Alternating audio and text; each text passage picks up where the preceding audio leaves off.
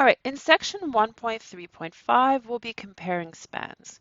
Our goal is to determine for subset S and T of a vector space, we want to determine when span of S and span of T are actually the same subspace. So we said that subspaces were span and span were subspaces, but we did mention that there are multiple ways of writing the same subspace as a span. And so we want to be able to pick out when they're the same and when they're different. So in linear one, we spend some time determining when two equations. So we have one equation of a line and one different equation of a line give the same line. Well, same plane, not in that case, but in general, we could have two equations and ask when it gives you the same plane. We want to ask the same question. So here again, for same line, there are different points. You could pick different direction vectors you could pick. So you could have different looking equations, but they represent the same thing. Same thing for subspaces. You could have different set of generators. So we want to have conditions on S and T for which span of S equals span of T. All right, so to show you that we could have different S and T for the same subspace, here is a subspace. We have W, which is the set of all vectors in R3, so that x minus 2y plus z equals 0.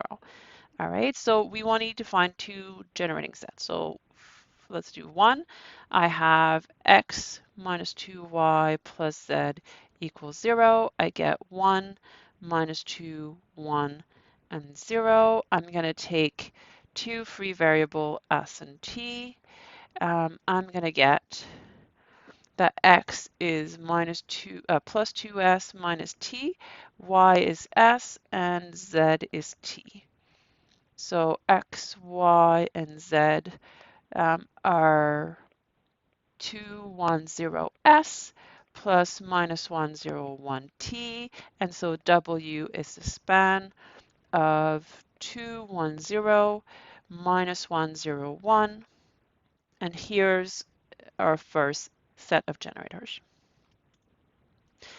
Now,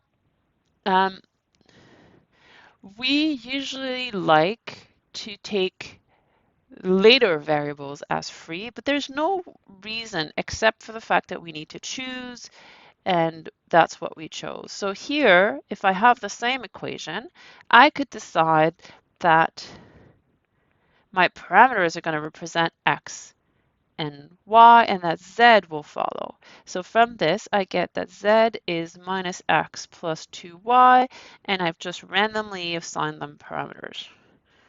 And then y y is t and x is s. So if I write them, now I need to put them back in order, which is probably why we don't usually do this.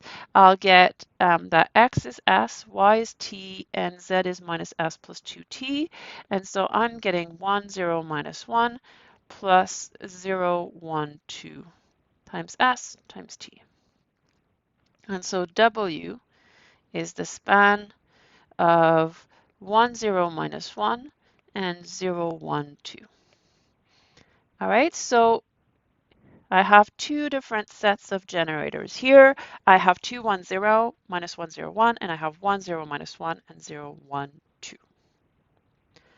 All right, so this example shows that it is not necessary for S and T to be equal in order to get that span of S is equal to span of T. The next theorem will give us sufficient and necessary condition for the two spans to be equal. Notice one thing, and we'll talk about this later in the section on bases, but the number of elements are the same. I have two elements here, I have two elements here. In fact, this is the equation of a plane, and for a plane, you need at least two generators. Here we have the minimum.